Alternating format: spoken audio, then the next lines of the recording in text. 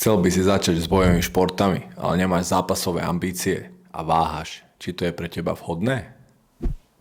Určite áno, veď kopec ľudí chodí športovať a nemá žiadne súťažné ambície. Kopec ľudí chodí si zahrať futbal, zahrať basketbal, badminton a rôzne iné športy.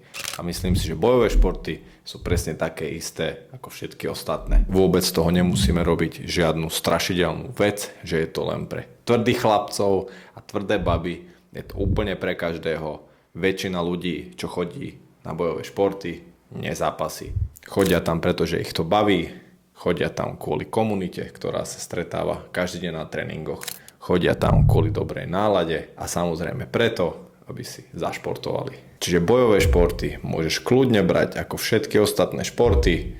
Ak máš správneho trénera a zaradíš sa do správnej skupiny, tak vôbec nemusíš mať strach z toho, že by ti niekto ublížil alebo niečo takéto sa stalo. Čiže ak chceš trénovať bojové športy len preto, že ťa to baví, že ťa to láka, ale nemáš aj najmenšie ambície zápasové, aj tak určite chod do toho, nájdi si gym v okolí alebo začni sám.